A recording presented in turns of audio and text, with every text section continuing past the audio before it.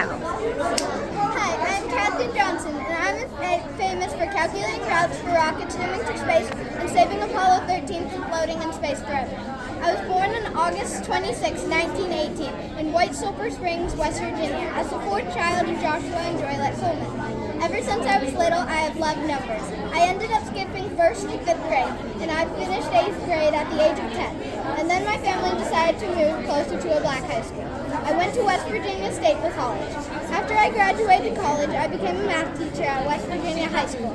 I met James Gobble and married him in 1939. I later found out that the National Advisory Committee for Aeronautics at Langley Aeronautics was looking for women to calculate long equations called computers. I applied for the job, but all the spots were already taken, so I waited one whole year until they finally offered me the position. I sat down at my desk and got to work. I had only been working for a month before one of my coworkers and I were told to work temporarily at the Flight Research Division. After 6 months, I knew I was never going back. I asked the engineers if I could come to their meetings until they told me yes. In these meetings, engineers discussed the new field of space.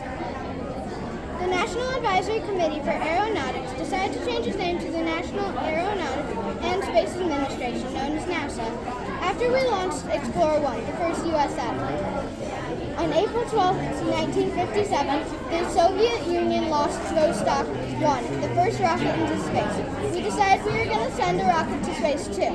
On May 5, 1961, the U.S. launched Alan Shepard in Freedom 7. We then started to make a rocket to get the first man to orbit Earth. After I double-checked all the equations, John Glenn in Friendship 7 became the first U.S. man to orbit Earth. Because of their success with Freedom 7 and Friendship 7, NASA started Project Mercury to get the first man to the moon. On July 20th, 1969, Apollo 11 launched into space, and Neil Armstrong became the first man on the moon. In November of 1969, Apollo 12 launched it to the moon as well. On April 11, 1970, Apollo 13 was launched for the same goal, but on day 3, a space explosion knocked it off track. I redid all the calculations, and once they were all checked, the team on Apollo 13 had to follow my path perfectly to come back safely. The team soon called that they were back on track.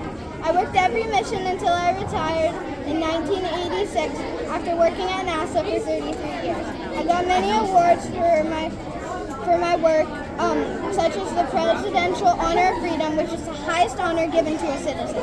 I died on February 24, 2020. I'm honored for all the work I put into calculating routes for rockets to make history and showing girls they can do anything boys can do. You are as good as anyone else, but you're no better.